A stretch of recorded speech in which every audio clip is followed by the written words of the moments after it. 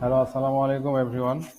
Fabric structure analysis for textile design কোর্সের আজকের design crepe design. তো এই ক্রেপ ডিজাইন চারটা ভাগ আছে। একটা হলো একটি উইভের উপর আর একটা উইভ, অর্থাৎ টুইলের উপর শার্টিন বসিয়ে একটা শার্টিনের উপর ভিত্তি করে মূল উইভকে ঘুরিয়ে উল্টিয়ে এবং প্লেন উইভের উপর ভিত্তি করে। তো আমরা দুটো মোটিভ নিয়েছি এখানে। আপনারা দেখতে পাচ্ছেন যে 4 আপ 3 ডাউন। আমরা এই মোটিভে টুইল নিব। টুইলটা আমরা অঙ্কন করছি, আপনারা দেখতে পাচ্ছেন। টুইলটা আমরা নিয়েছি 4 আপ 3 ডাউন। সেক্ষেত্রে আমরা টুইলটা প্রথমে একটা মোটিভ নিয়েছি, সেটা টুইল, এবং পরে একটা মোটিভ নিয়েছি যেটা শার্টিন, অর্থাৎ সেখানে শার্টিন সুতা অঙ্কন করতে হবে।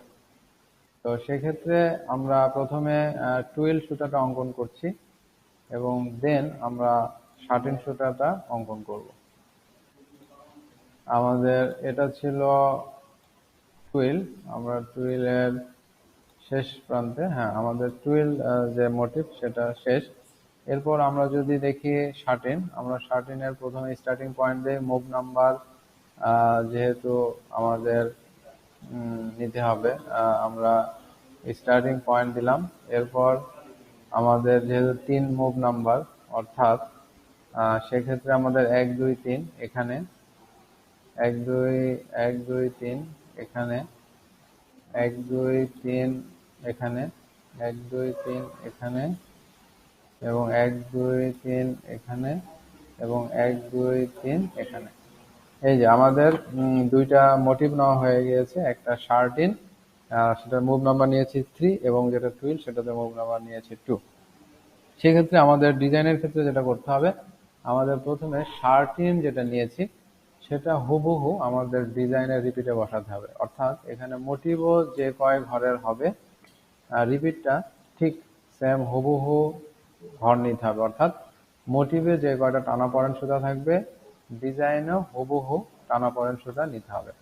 সেক্ষেত্রে আমরা দেখেন, আমরা ডিজাইনে আমরা মোটিভটা বসায় দিয়েছি, যে আমাদের শার্টিন যে মোটিভ ছিল। এরপর যেটা করতে হবে, আমাদের এর উপরে ঠিক টুইল ডিজাইন বসায় দিতে হবে। অর্থাৎ এর উপরে আমাদের টুইল ডিজাইন, আমাদের টুইল ডিজাইন ঠিক যেভাবে আছে ঠিক সেভাবে আমরা কপি করে এটার উপর যদি আমরা বসায় দেই, যদিও সেটা থাকবে না, এখন সব টুইল হয়ে যাবে। সেই ক্ষেত্রে আমরা যেটা করব, যেহেতু আমাদের এখানে এটা ছিল, আমরা বোঝানোর ক্ষেত্রে এটা দিলাম।